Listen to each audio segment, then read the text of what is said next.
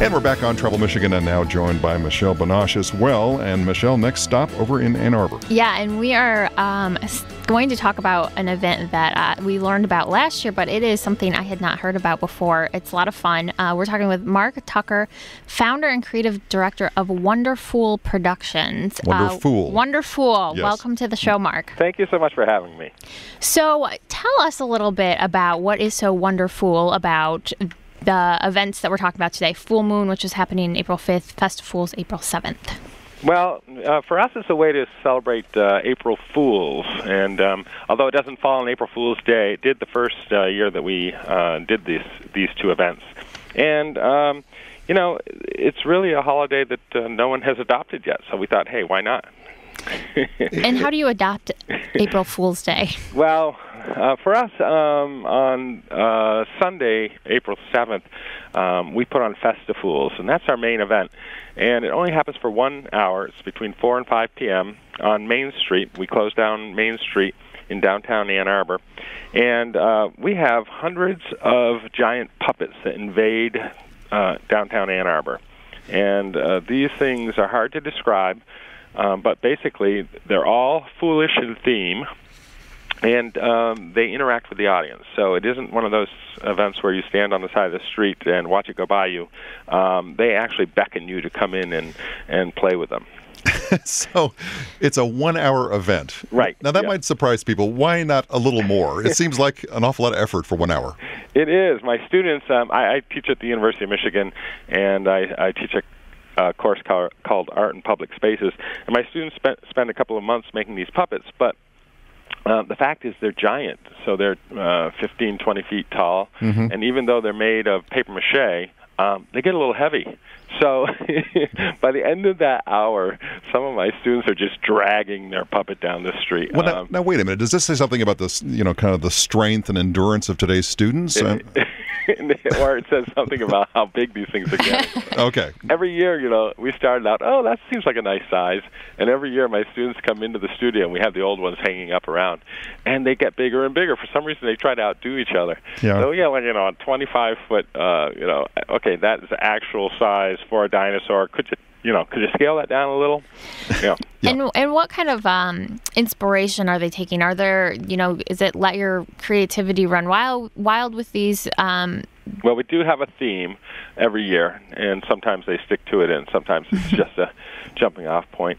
This year it's time foolery, and so it's all about time, either going back in time, going forward in time, playing around with time. And I don't know if you've heard, but Ann Arbor is a famous college town. And so I've heard that. Yes, I experienced that, it turns out. We actually have some people, who already have some big heads. We don't have to actually make them. So we are out to show that even fools, can be clever at times. So it's a day for us to kind of push aside all of that intellectual stuff and have great visual and musical fun on the street and kind of make fun of ourselves. Well, Mark, I would say that when we heard about this and talked about it last year, it did seem to capture the essence of Ann Arbor in many ways. Wait, how's that? I don't know what you're talking about. I meant that as a compliment. Yeah. Of course. So you've got the interaction and the parade. Now, so do you get a big turnout, and how many years have been doing this? This will be our 7th year. And, the first year we didn't know if anyone would come. But we had a big turnout the first year, and that's why we're still doing it. But, yeah, if we do, come down early if you want a good spot to come and participate. We even have places if you want to come early enough, like an hour before, and we can put you up inside and underneath one of these puppets, and you can see what fun it is just to be a part of the whole thing. And so is there a parade route, or is it a little more free-form than that? Well, we actually avoid the P word. I see. I'm sorry. My apologies. That's okay. I mean, because then you have visions of, fire trucks and dignitaries, and we are undignified. I see. And proud. Yeah. And proud of it. Yeah. So, but it's more of a big stage. We just take over the street. We open it up. We close it off, and we open it up to anybody who wants to come down in a goofy costume, or I just met somebody this weekend who is an actual superhero, and he'll be coming and bringing other people who he has trained to be or to find their own superhero. So, I mean, it takes all types. Yeah, so this person is a superhero. Yes. In what sense would that be? I didn't actually ask him to display his superpowers because that could go awry. It could, yeah. Yeah, but now we're getting as you can imagine, we get all kinds of people who say, "Can we be in the event?" And they sheepishly ask us, and we're like, "Yeah, sure, why not?"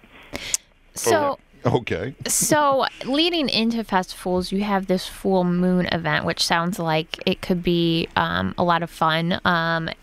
Is that kind of a precursor to Festifools? Are they totally separate events? No, it is a way of encompassing the whole weekend. So, Friday night before Festifools, we thought we'd just like to see what this looked like at night. So it's all lit up pieces. And as a matter of fact, it's almost completely made by the community. So everyone's coming in on the weekends. We have workshops leading up to Foolmoon. And people are making what we call luminary sculptures. So, so you got to imagine about 300 or 400 of these sculptures on bamboo sticks high in the air, and people converging on Main Street at the same time, just when it turns dark. I'm sorry, it's on Washington Street, just off of Main Street, and then when they get down there, it's just this magical event. It's a very different thing. Festifools is, hilarious, and this one is just beautiful. Just to see the community having created all these pieces themselves, and they're just so proud of them. And then we have a big party. We have bands playing. We have Theo Katzman coming as our headliner this year, and Grizzly Peak sets up a beer tent in front of their place, and it's really a huge creative celebration.